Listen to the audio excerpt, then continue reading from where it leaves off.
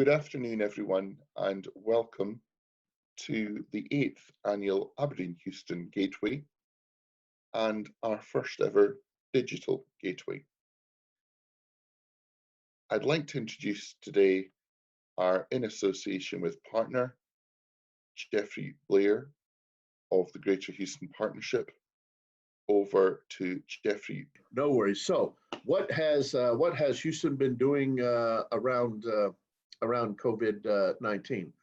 So back in early March, in fact, during the first week of the first Friday, the first official Friday of the rodeo, the mayor and the Mayor Turner and Harris County Judge Hidalgo made the decision, very wise with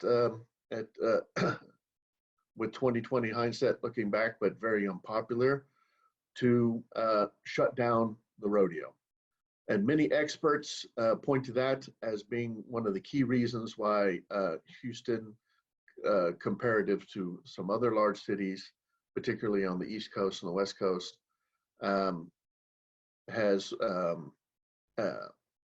done better than a lot of them.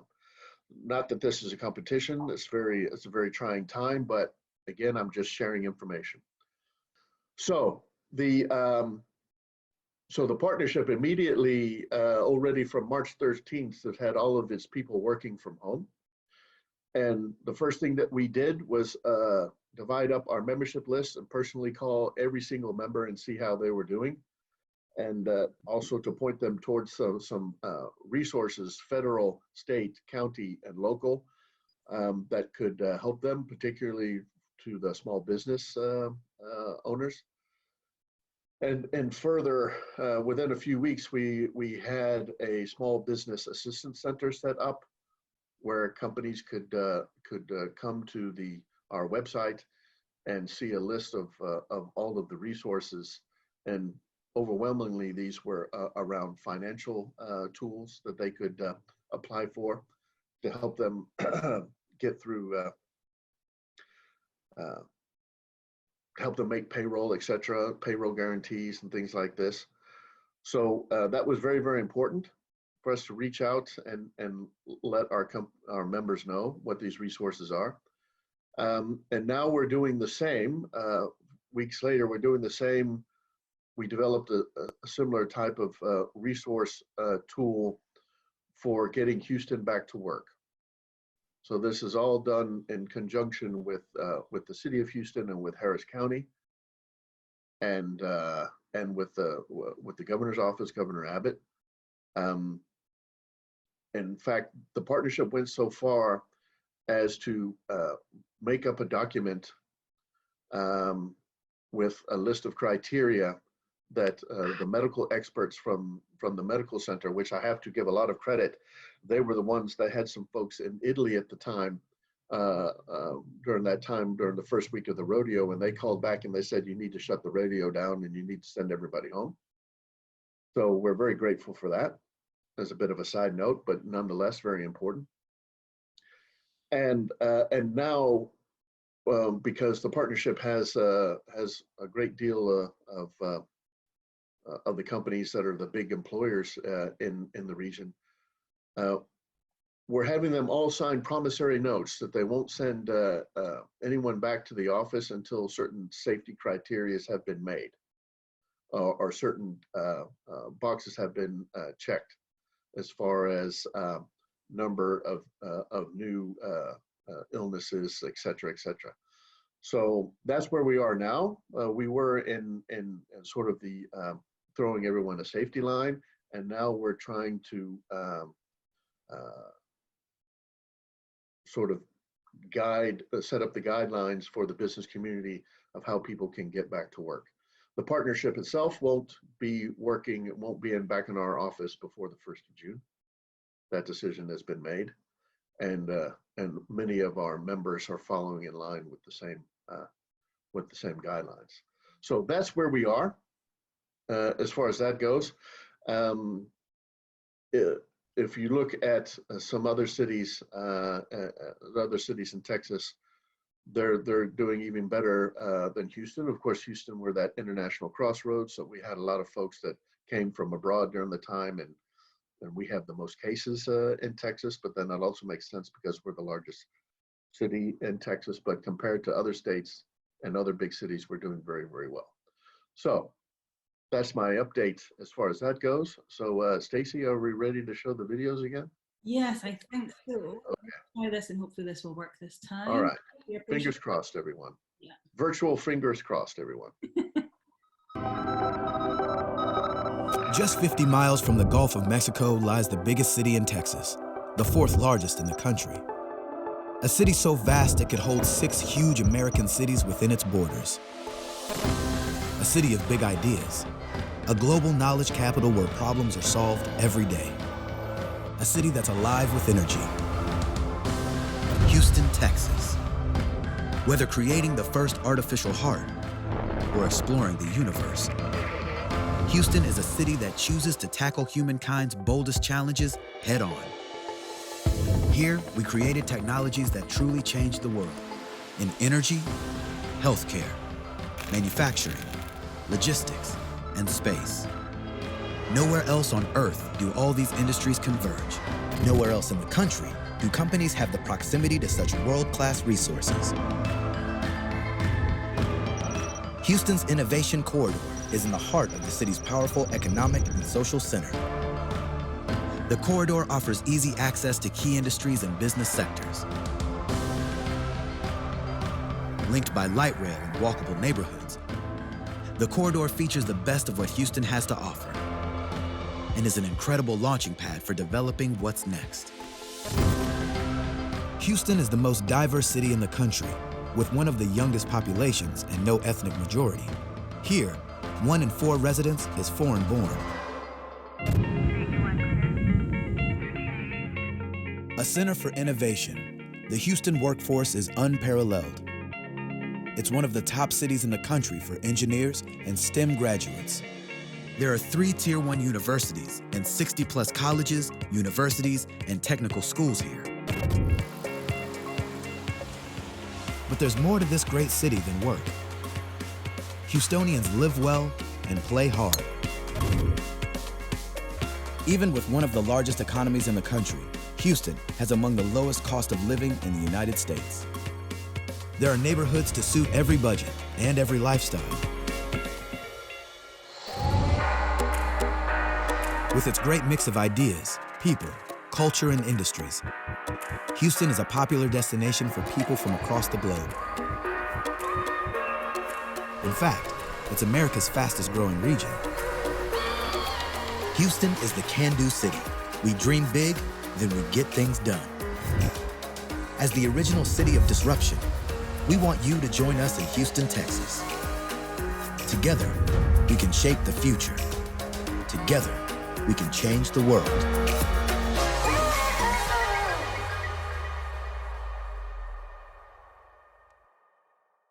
So now we'll have the energy transition video, is that correct? Yeah. Stacey, are we going straight into another video or? Yes, yes. Yeah, okay. And I'll take questions after.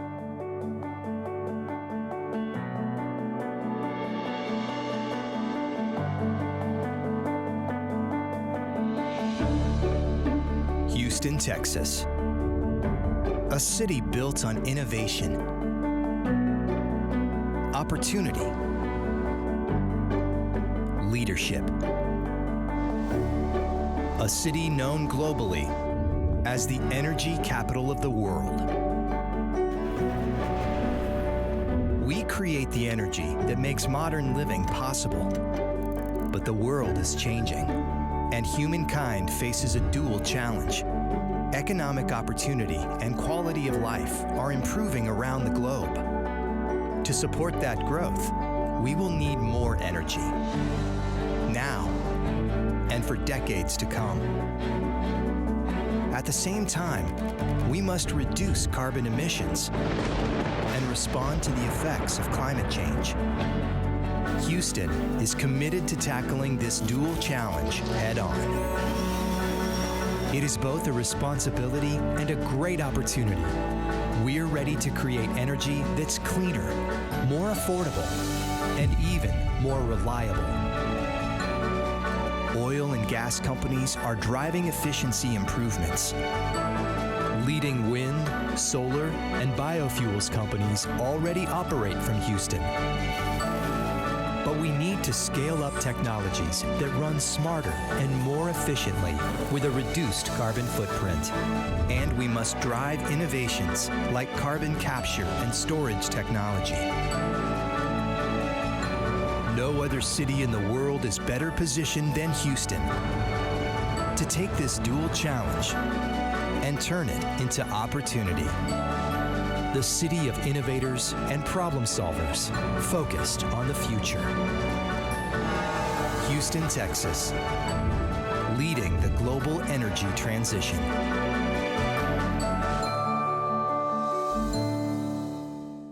So I'm just going to put my virtual clapping hands up in case anybody wants to clap for the video. A bit of self-ingratiation there because our people worked very hard on that. Brilliant videos. I've got a box in front of mine that's not letting me minimize it, but guys, if you look under your options, you should be able to find the. Okay. So I'm open for any questions concerning either subject or innovation ecosystem. I couldn't put everything in there, of course, also for around energy transition. So if there are any questions, I'm happy to answer them.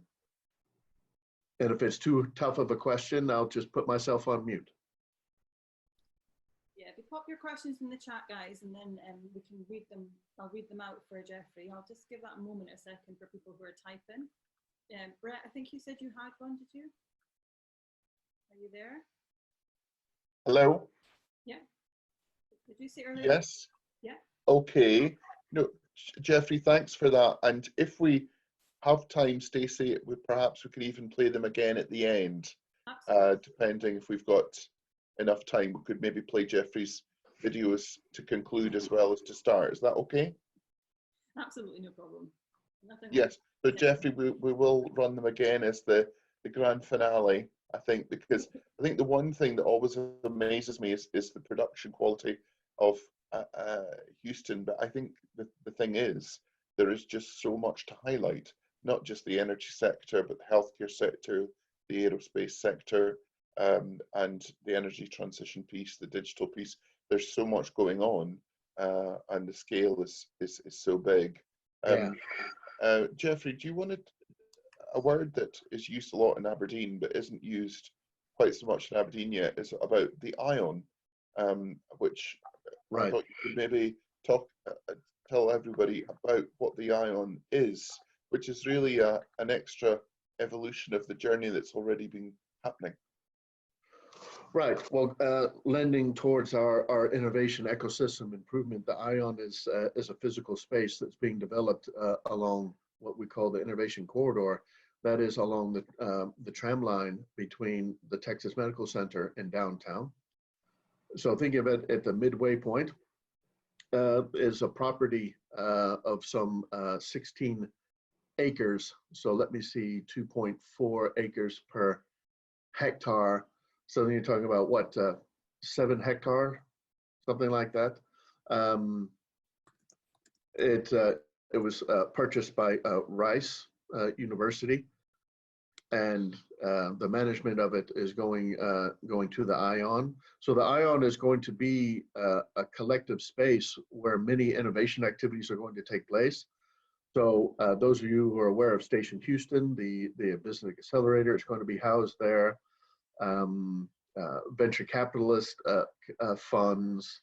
There's going to be a wing where companies can come and set up in temporary workspace. There's going to be joint laboratories. So for any company at any level, from the big corporate Fortune 500 companies all the way down to startups coming out of university, that's going to be the space where they can all come together.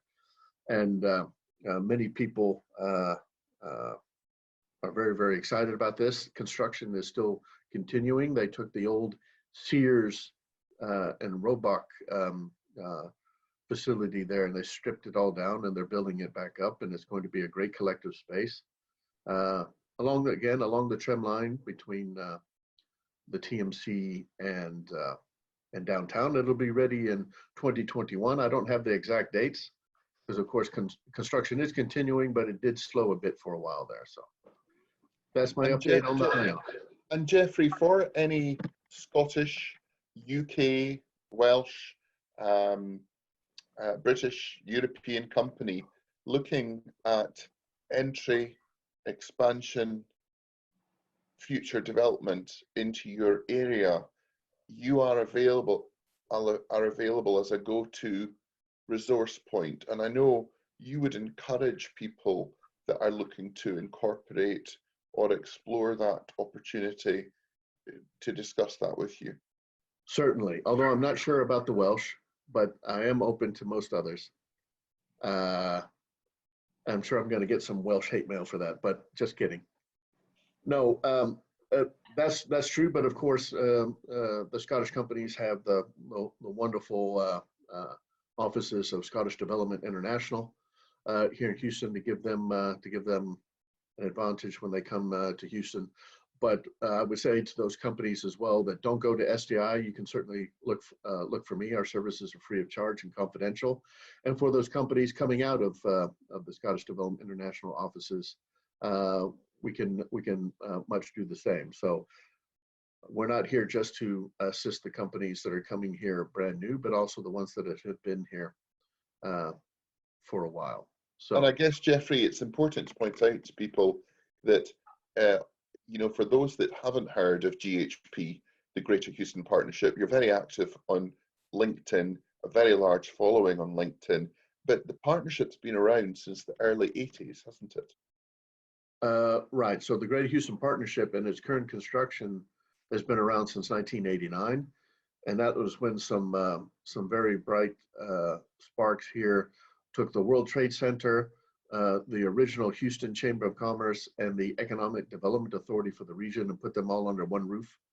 And since then, all of those services have been blended together and simply called our services. So those three organizations coming together was the original partnership.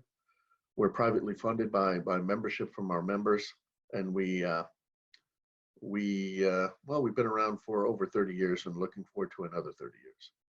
To us, it's a bit of a it's a bit like a turbocharged chamber. Brett, if I can for a second, please. Sorry, just sure. We'll be getting tight on time, and we've had two questions come through for you. So yeah, sure. Do you want me to just read from them, Stacy? Do you want me to read them? Because I'm looking at the group chat. Okay, so there's one from Bill Boyle and one from Cynthia. So if you can answer those, and then we'll move on to Andy. We will have time for questions at the end, so we can always do bits anymore. And thank you, Bill, for joining. How are you, Bill? I am very well, despite it all. Bill, I wish I was sitting next to you on the flight to Houston like I was a few years ago at this current time. Yeah, me too, and thousands of others like us, I'm sure, Brett. But it is what it is, isn't it? Okay. So I'll wait then towards I can come back and answer those questions. Is that correct, Stacey? No, I think you're going to do it now, Stacey, aren't you? Okay. Bill's question? All right. Well, you just let me know, Stacey, when I have to stop. So around energy transition, well, let me pull those chats back up so I can get the exact question. Do you have them? Okay. So the first one, what are the top 3 initiatives that Hughes is working on for energy transition? And it says ditto Aberdeen. I can't answer the Aberdeen part, but I can answer the GHP part. So already back in late 2019, I organized and led a delegation to London with our CEO, Bob Harvey, and with our Chief Economic Development Officer and our Head of Policy. And we visited our major members that have London as a headquarters. So BP, Shell, were the top 2, and we also popped in on companies like Jacobs and Bechtel because we wanted to do 2 things. One was to let them know where we were going to go in 2020 around energy transition, and what role we thought the Houston business community could play in that. We wanted to pick their brains and hear what they had to say and to see where those companies were going in that area. And the second was to let the larger construction companies know about the opportunities for potential contracts and on the Gulf Coast around flood mitigation, right? So that was the purpose of that. So towing to energy transition, carbon capture and reuse, green technology. So the improvement of the environmental impact on carbon-based energy processing. The second one, and the third one is on a focus on renewable energy. So perhaps people know this, perhaps they don't, but Texas is the largest producer and user of wind energy in the United States. We have no offshore; it's all onshore. But we do have quite an extensive wind energy system. As sometimes it even delivers up to 20% of the electricity in Texas, which is a closed network. So on the East Coast, you have a network. On the West Coast, you have a network, and they grow towards the middle of the country. And then you have Texas. Texas is wholly insulated. We have our own network, which also goes towards us having an open market for electricity. So if you don't like the electricity user you can get another one. So and in the area of solar technology, so we have over 30 wind energy companies. We have over 100 solar energy companies right now, and we see for 2020 a big push around solar energy. As far as the clean, not to say clean energy, renewable energy space. So those are the 3 points in the energy transition that we're focusing on now. And let's see, the next one was from the Canon, talking about the Canon. Yes, the Canon is a part of our ecosystem, our innovation ecosystem. They now have 2 locations open in Houston. I heard a rumor that they're going to open up a 3rd one. So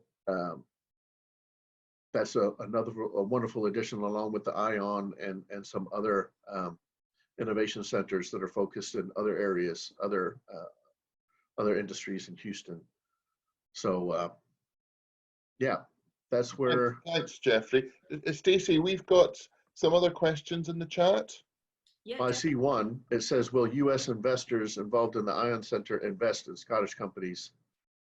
Okay, I'm not sure I can answer that one, but the U.S. investors in the ION, well, the ION is owned by Rice University, so there are no investors in the ION. So and they hired Gabby Rowe, whom a lot of you know, in Aberdeen, when she was with the Village School, and then as the CEO of Station Houston. So Station Houston has been blended into the ION. So it's owned by Rice University, and it's going to be run by the ION.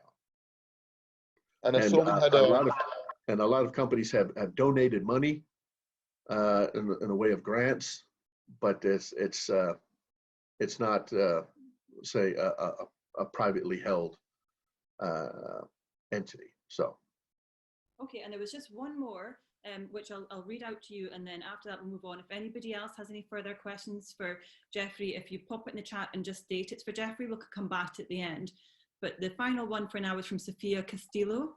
Considering the oil and gas shock and the supply chain disruption due to COVID-19, where would the energy opportunities lie, and has the renewables market been pushed further out or gained momentum? Yeah, that's since I'm not an energy expert, I dare not touch that. But I would certainly think that if people, if there were any doubters that we needed to get on our bicycles around energy transition, away from carbon energy, not eliminating it, but and improving it and lessening its impact on our environment, as well as concentrating more on recyclable energy. I would say this catastrophic event has certainly brought that top of mind to everyone. So yeah, we still have to. I would say we formed our own task force around that, led by Bobby Tudor, as I said, who's head of Tudor, Pickering and Holt, who's our chairperson this year.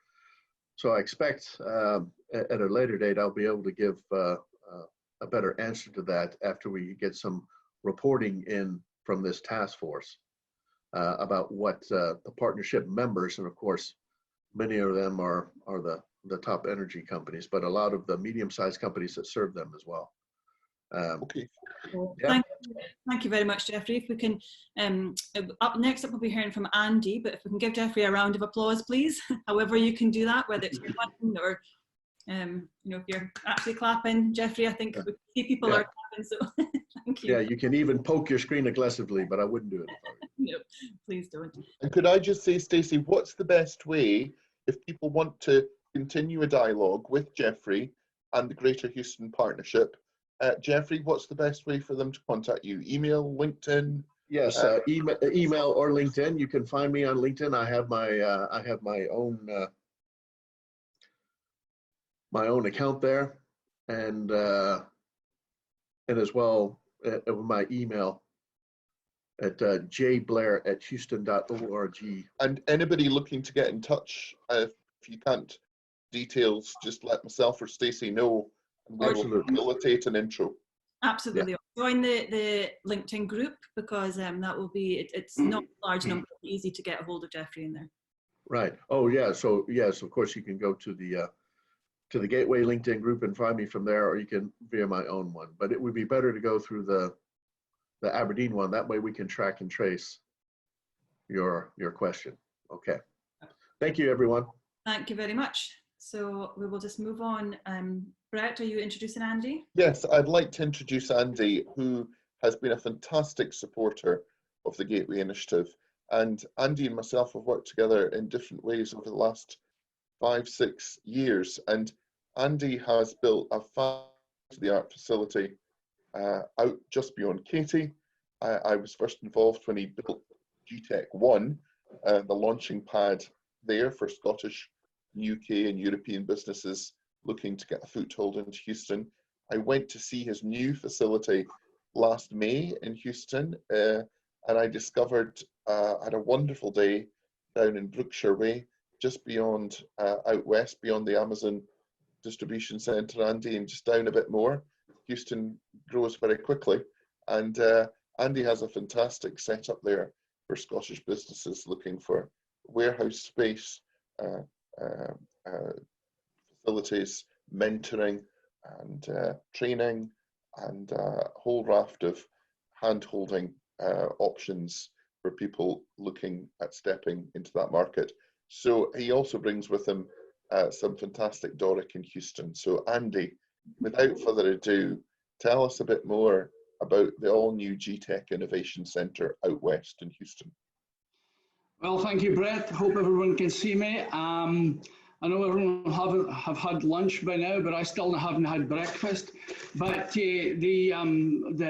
by coincidence, my two favourite breakfast items from either side of the Atlantic both start with the same letter. And the first one has my butteries. Now, the problem with the Gateway going digital this year, I have not been able to get back and restock. So this is my last pack. Other favourite item, Budweiser. And I'll have that a little bit later too. I can post you some butteries, Andy. Well, they keep, well, my suitcase is generally always full on the way back. And that's my last packet. Although we found a baker up in Michigan who makes an attempt at them, but they're nothing like the real thing. So yeah, it's the same as, they freeze. They freeze well. Oh, they do. They do very well. But I just want to give an introduction that we moved here 15 years ago My plan was to stay for a year, just to merge my business Hamco with another existing UK business. The merger was an utter failure, but Houston grew in us very quickly, and so we decided this to make our base. Now, imagine most people that's listening today have got some interest in doing business in Houston, and so I really want to take the time to go over some of the things that we noticed as a difference. So I've got a few slides, and I know I can share my screen, so I'm going to. So Stacey, right now. Andy, I was just going to say, Stacey, would Andy's audio be stronger quality if he puts his camera off, do you think? Just for the point of his presentation.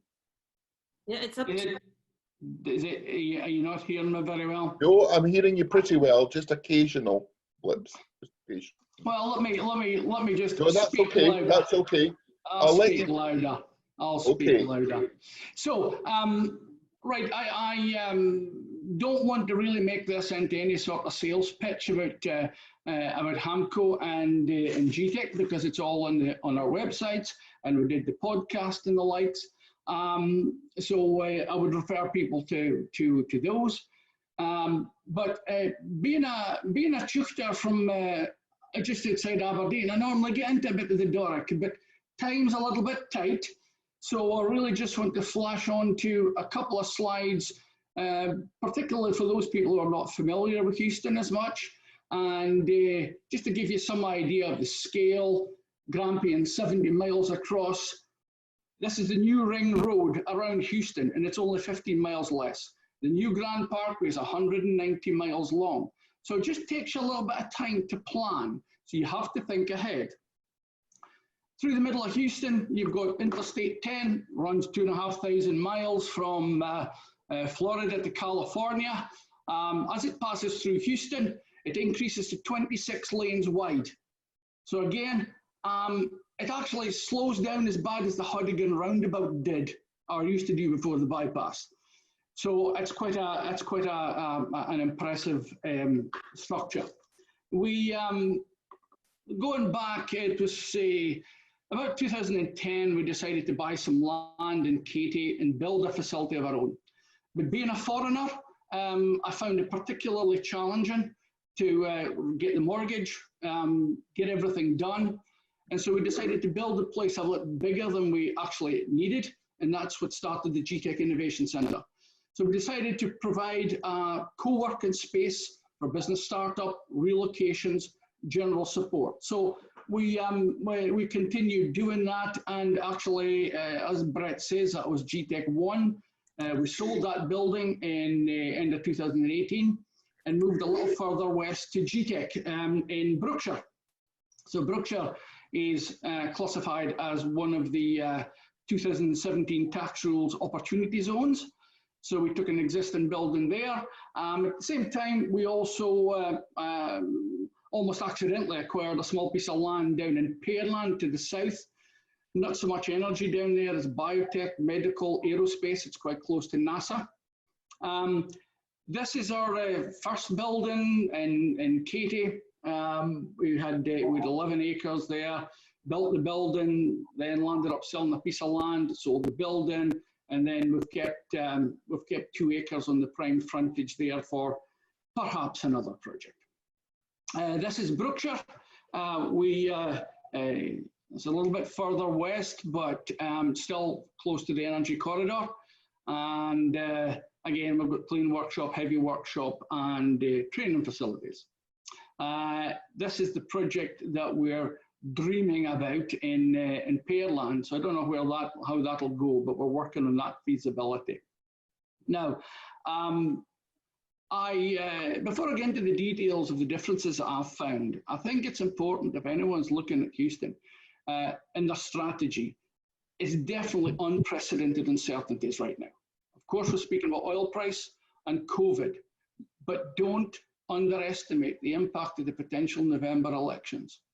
We could spend a whole day going into politics and why, but what I found one of the most progressive things that happened for business over the last few years since the new administration was the readjustment of corporation tax. And I will talk a little bit more about that later because it is very important in your own planning. But again, before I get into that list, some of you will be considering moving personnel over here, maybe even moving yourself.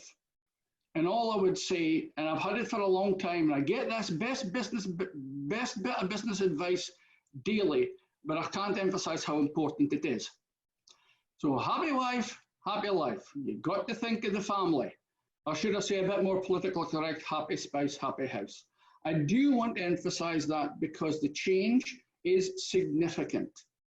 And if you don't make sure that the family can settle down, some of that relocation can quickly go sour. So my list, now I'm going to rattle through these, and forgive me for looking over some notes, but again, time is tight and I really want to squeeze a lot in. But taxes are much more complicated, I find here. Yes, you've got corporation tax, you've got VAT, you've got your rates. Now, our corporation tax, we've got federal, state. Texas is slightly different. It's got a franchise tax, which is a tax on the privilege of doing business in Texas. You've got your VAT over there. We've got sales tax. Sales tax varies from each state and each county, and it's a complicated thing to keep track of. And then your rates, yours is fixed for a few years. I know that's been frustrating over there. We've got property taxes, and you need to budget up to 3% of the value of your property every year on property taxes. But at least you can appeal them every year, and you can get assessed every year. But the other thing is you also pay personal business property tax on everything that would fall out of the building if you turn it upside down. Everything you own, right down to your furniture, you pay an additional tax for that every year.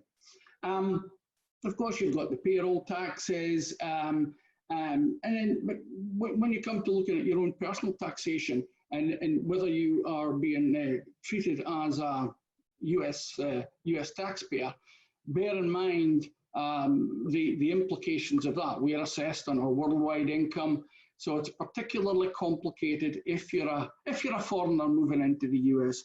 But there are certain things that are really different. Inheritance tax here, the limit is 11 million compared to 325,000 in the UK.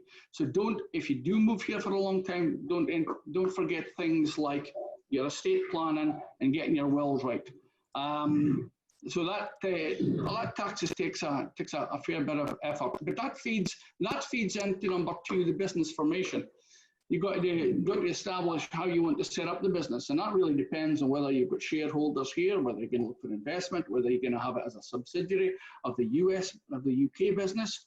We set ours up as a subsidiary of the UK business, and in hindsight, I regret that slightly because we hit the audit limit in the UK, which meant we had to do financial audit in the US. And after Enron, that's a big deal. Bear that in mind. Number three, immigration. Don't flaunt it. Do it right.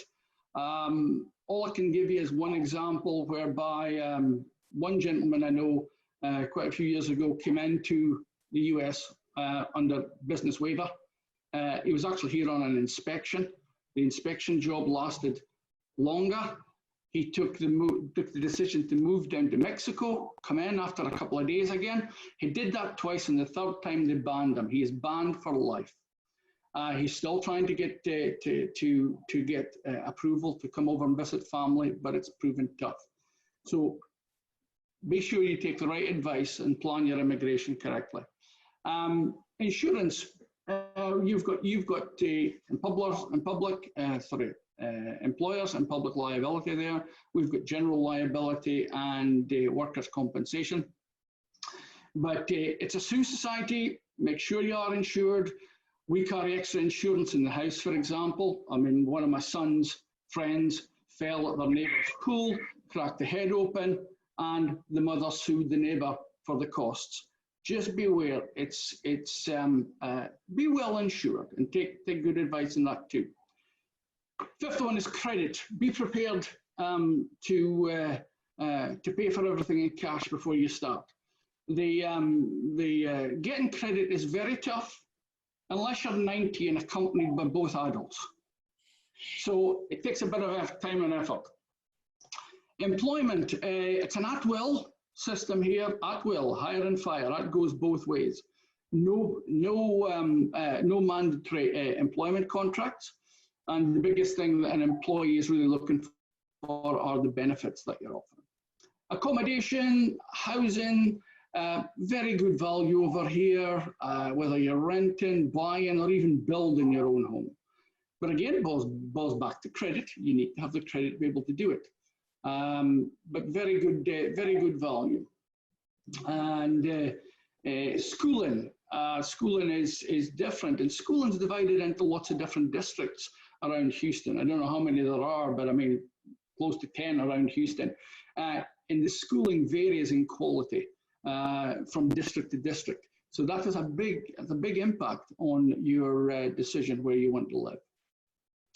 Mobility, as you've seen, you really need to drive around Houston because of the size. Public transport is not that prevalent. But bear in mind, you've got to reset your test. You've got to set your driving test again. And that's one of the scariest things I think I've ever done here. But it's different. Kids start driving at 15. You've got to remember that things like you turn right in a red light, you have to undertake to get through 13 lanes of traffic. And of course, I was always taught that amber light means stop. Here, officially, amber is just a warning that it's going to turn red, so that just means accelerate. So watch that. But getting up to speed, driving around Houston is very easy. I find it very hard to get lost in Houston because it's a northeast southwest grid, although it changes by 45 degrees downtown and goes one way, so that's a bit of a nightmare. But it's all about driving around Houston. The Constitution. The Constitution, the oldest active constitution in the world. Everything we do is very much driven by it. Everyone knows about the First Amendment, the freedom of speech. The Second Amendment is the gun law, and that takes a little bit of getting used to. It's open carry here, although it's generally only the law enforcement that does that. But I've seen members of public carrying their guns on their sides. We don't have a gun in the house yet, but most families do. But I fully understand it. I fully accept it, and it's a way of life. Government, complex federal system, 50 states, 3 co-equal branches of government. We tended to learn a little bit about it because we had to sit our test for citizenship. And so it was 5 years ago, studying all about civics and how the government works. The government and the politics is very interesting, and I'd love to have had a conversation, but that would take many, many hours. But a lot more involvement here, and said we keep learning every day. Law enforcement, it can be confusing, the amount of different kind of cars and uniforms. You've got police, you've got constables, you've got the local sheriff, you have Texas Rangers, you have state troopers, and of course you've got the FBI overarching all of that.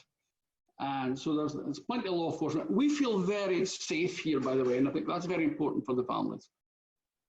The weather, of course, the sunshine always makes things look better, and bad weather is the exception. The locals complain about the weather. They complain about the heat, the humidity, and of course I just scoff at them at the time. I says, when I describe what a Scottish winter is like, I said, you've a lot to be thankful for. Of course, if snow is forecast here, schools are closed the following day. So they don't have the infrastructure to cope with snow, but we do get a brushing of snow now and again. Social life, great outdoors, plenty to do, lots of attractions nearby, over 12,000 restaurants of all different types. And you're close to NASA, close to Galveston, even close to going up to see the Alamo, and of course road trips are straightforward. And it's a fact that only 40% of Americans actually have passports. Now that's increased tremendously over the last few years because everything is here within the borders. So that was a fact I found interesting. Andy, just conscious of time, can we maybe come back to questions in a wee bit? Yes. How long do you need? Yeah. Couple of minutes. Okay. And I was going to go on with how much you'll be noticing about patriotism and how my son's in the Royal Tank Regiment. He's not allowed outside with anything showing his insignia, but here the military is held in very high esteem, as is law enforcement. But the final thing is getting on with the wildlife, and that takes a lot of getting used to. Not just wasps and midges, but a variety of things. You'll see that coral snake in the top, that's the most venomous one, but a variety of things you hear and see, and that just, you don't wander through the woods like you would normally.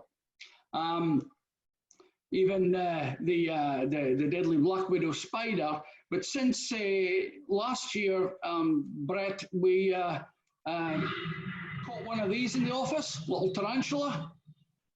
Wow. And I'm glad he wasn't there when I came. No, so he was Maybe there. he was. We found a scorpion, and then this is that snake I was telling you about. I caught a couple last year. This guy is called Jimmy Catcher, by the way. He's our pet. He's our snake guy. So he come to take it away because I don't like killing him. And then finally, here's a good one. The local deputies, the dog catchers, they have these challenges. Yeah, they're friendly. You don't touch them. They're good, but they sometimes have to be removed. Yes. Fantastic. Course, So for Andy, for anyone looking to look for workshop space, look at setting up in Houston, exploring it, thinking about it, expanding into that region, you're always happy to discuss that with them, aren't you? Absolutely. Conscious of time, they've got my contacts, give me a call anytime. And anybody that feels they can't find or get hold of Andy, again, myself and Stacey are more than happy to facilitate an introduction. And I would encourage anyone the next time they're in Houston, as travel starts opening up again, to go down. I spent a Friday, I went down, I saw the facility, really great contrast to being in the center of Houston, but with easy access to all the key areas. So I think it's a fantastic facility you've got, Andy, because you've got the office, the address, the workshop space, the training space, and the mentoring all wrapped into one, making it a much easier journey for Scottish, UK, and European technology companies looking to move in. We're here to help. So without further ado, I'd like to ask Grace to be our next speaker. And Grace and myself met at the last OTC in Houston, and I thought she had a fantastic story to share. And so I'm going to crack straight on to Grace, Stacey, if that's okay. Grace, would you like to tell a bit about your role and your journey to Houston and your firm, your law firm? Yes, thank you very much. So I'm the founding and senior partner of McGill & Co, which is a specialist immigration law firm based in Scotland. We've got offices in Edinburgh and in Glasgow. We have a team of 12 at the firm, 6 of whom are qualified lawyers, all specialising in the field of immigration law. I myself have been an immigration lawyer for over 20 years, and I'm admitted as an accredited specialist with the Law Society of Scotland. And I'm also admitted as a foreign legal consultant by the Supreme Court of Texas, and I have a subsidiary of the firm based out in Houston. So I thought, given the audience for today, that it might be useful to highlight some of the routes available for businesses who are looking to establish a presence in the United Kingdom and which also attract residency options. So the first category I thought I would touch on is the business visitor route, which is most commonly used and is granted for a period of up to 6 months. In general, business activities can include the attending of meetings and conferences, seminars and interviews, and negotiate signing of deals and contracts, troubleshooting as appropriate, to present one-off or a series of talks, provided that these are not organised as commercial events and don't make a profit for the organiser. Clearly, it must not amount to the taking of employment or doing work which amounts to the filling of a role or providing short-term cover of a role within a UK-based organisation.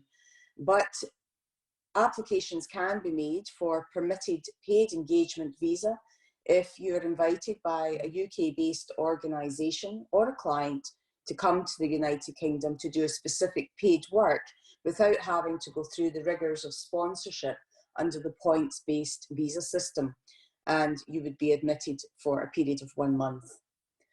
So for those who are looking to establish a longer term presence in the United Kingdom, I'll move on to some of the other popular business routes. If you're an experienced business person seeking to establish a business in the UK, then the innovator visa may be more appropriate for you.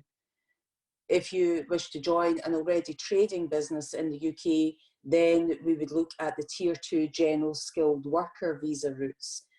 They may be more appropriate. If you wish to invest in an already trading business, then you may wish to consider the Tier 1 Investor visa route, which is for high net worth individuals. And there is also the sole representative of an overseas business visa, which I'll come to. I thought that I would first touch on the startup visa route, which is for new entrepreneurs who wish to establish business in the United Kingdom for the first time. A person doesn't need to be the sole founder of the business and may be a member of a startup team, but each applicant must receive their own individual endorsement from a Home Office approved endorsing body, who needs to be satisfied that there is an innovative, viable and scalable business idea. It's a one-off visa, it's valid for 2 years. It doesn't of itself lead directly to permanent settlement in the United Kingdom, but the startup visa holders may extend their stay into the innovator visa route and qualify for indefinite leave to remain some 3 years later. The next category, which follows on from the startup visa route, is the innovator visa, which is for the more experienced entrepreneur who's seeking to establish business here. There's no requirement to be the sole founder of the business, and there is indeed provision for innovator teams to apply. Each applicant must receive their own individual endorsement from, again, the Home Office approved endorsing bodies. And if you're part of a team, excuse me, then you must have access to a minimum of £50,000 sterling, but you can't share the same capital holding. Each applicant must hold that capital in their own right. So again, you need to have an innovative, viable and scalable business idea, which can relate to any sector and which is approved and supported by the endorsing bodies. If you're looking to join an existing trading business, then the innovator visa category is not appropriate for this immigration route. But you could be part of a joint venture arrangement, which could be acceptable. Excuse me. These visas are valid for 3 years and can themselves lead to permanent residency and indefinite leave to remain. The next visa structure, which is very popular, is the sole representative of an overseas business, which is for businesses that would like to send a senior employee to the United Kingdom to establish a commercial presence. The parent company, as I call it, the mothership, must be a genuine trading business which is based overseas, which has no established branch, subsidiary or other representative in the United Kingdom, and which intends to maintain the centre of its operations overseas. The applicant must remain employed by the parent company, by the mothership, and must hold a senior position within the company, having experience of the market and industry in which the company trades. They must also have the full authority to take operational decisions on behalf of the business, must not be a majority shareholder holding more than 50%, and they must be employed full-time in the business in the United Kingdom. It's very attractive for companies because immediate family dependents can be admitted to the UK with the applicant. The visa is granted for a period of 3 years but can be extended provided that the applicant remains employed with the same employer and the principal place of business remains out with the United Kingdom with the mothership. After the 5 years in this category, a person can qualify for indefinite leave to remain. So turning to the UK investor visa, which again is popular for high net worth individuals who want to make substantial financial investment into the UK. In order to qualify in this visa category, funds are required of at least £2 million sterling, and the funds are to be invested into active trading UK companies. The funds can be held personally, they can be held by your partner or spouse, or they can be held jointly, provided that they are freely transferable to the United Kingdom. Where the funds have been held for less than 2 years, then there are varying conditions to establish the provenance of the capital. The investment options are restricted to share and or loan capital into the UK registered company, but please note that if this is of interest to anybody, that investments in offshore companies or trusts, open-ended investment companies, or companies which are mainly concerned with property investment or development are actively prohibited. Investor visa holders are permitted to work, study and engage in business activities, and they can also be joined by their dependents. This category leads to settlement in the UK after a period of 5 years, although there are accelerated settlement schemes available to the investor and their dependents if they increase the level of capital investment into the company. So for example, if you invest 5 million into the company, then that can lead to settlement after 3 years. So these routes are the most popular business categories that we see at McGill & Co. Although there are others to mention, such as Global Talent Visa, which actually opened up about 2 months ago, which replaced the Exceptional Talent route and is for talented and promising individuals in the fields of science, engineering, medicine, humanities, digital tech, arts and culture who wish to work in the UK. There's also the Tier 2 sponsor system, which is for those companies, UK companies, who wish to employ skilled overseas nationals. These companies will require to hold a Tier 2 license and have an approved certificate of sponsorship to be issued by the Home Office. But the Tier 2 system could be a webinar entirely of its own standing. So I will close this brief introduction of UK business visa routes with my thanks for your time. Grace, thank you so much. And am I allowed to share your claim to fame that, that you are the first Scottish lawyer allowed to practice Texan law? Well, I am the first Scottish lawyer admitted by the Supreme Court as a foreign legal consultant in Texas. But I don't practice Texan law or American law. I pursued that route, which took about 8-9 months to get the accreditation, and purely to give some standing and credibility to my position out in Houston when I'm interacting and representing companies and individuals who are going down the UK immigration process.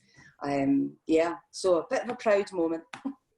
Well done on that. And I have to say that last night I listened to your podcast interview and, yes, with a cup of tea, and you run through in that in much more detail 3 or 4 different types of scenario of yes, situations. So anyone, yes, that is looking to unpick that world I would suggest they listen to the podcast, which we can, Stacey, I think it's available through the group and through the website. Yeah, and I'll share them all again periodically as well, just for people in case you lose them in all the noise. So I would also like to give my thanks, and we have run over a bit, pardon me, but if Grace and Andy are happy to stay on for a few more minutes, if anybody does have any questions, we can take them now, but we'll also, as we said, continue further the discussions in the groups. So if you've got any more questions, we will be putting it in there, and also the webinar's been recorded, so that'll be going out to everybody as well. But Grace and Andy, are you okay for a few more minutes if anybody has questions? Yes, absolutely. Yes, And absolutely. thank you to all three speakers today. I think one of the challenges is, yes, we've gone a bit over, but Houston has so much on offer, and there's so much to pack into an hour and a bit. You don't notice when it's gone over when it's so interesting. You suddenly look at the time and you're like, oh, I didn't even notice that people were speaking for longer, because it's great. And there was discussion as well, which is great. There was questions. So we cut Andy off really sharp. And also Grace is finished. If anybody has any questions, please can you pop them in the chat now? Brett, I'll leave you to have a quick, if you've got anything you want to ask quickly. So I would just like to thank everybody for, I know it's a very unusual and different time at the moment, and challenging for everyone in different ways. So I'd like to thank everybody for giving the time and the effort and coming online, and for the Zoom platform. And it's great to see so many people that I would have seen in Houston this week and in Aberdeen that I just haven't had the chance to see with the current situation, and see them all online today. And I thank everyone very much for that, for their time, and for the speakers and the sponsors for their support. Okay, so over for questions now, Stacey. I haven't had any come through, which I suspect is due more to time than anything else. So a few votes of thanks. So thank you for, again, from all the speakers. If everybody could give a little virtual round of applause, that would be very much appreciated. And yeah, so well done. Brilliant, lovely. Thank you, everybody. Brett, do you just want to very quickly talk about the next? Yeah, for those, we have obviously another gateway, part 2 of the Houston Gateway tomorrow. If you log on at 2 o'clock tomorrow, we'll have a second part. So we'll have different speakers and once again, highlight some of the opportunities between Scotland and Houston. Anybody that isn't able to join us tomorrow and is looking at future gateways or other opportunities, our next gateway is going to be Norway, and it's a similar idea. It'll be a digital format like you're seeing just now, podcasts, webinars, online discussion groups, and it will happen the week where the ONS show would have sat, the Offshore Northern Seas, which is sadly not going ahead this year like OTC. So again, same idea, aiming to keep a safe virtual opportunity for people to share knowledge and ideas. So without further ado, Stacey, I think I'd like to just give a final round of applause to our speakers, attendees and sponsors. Thank you so much. Thank you. And there's been lots. Thank you, everyone. Thank you. In the chat and everything, so that's been really, really good. Okay, so we hope to see you all 2 o'clock tomorrow, and continuing the discussion online and hopefully in Houston in the not too distant future. Brilliant. Thanks, Thank Brett. Thanks, everyone. Thank you. Stay safe. you. Thank you, everyone.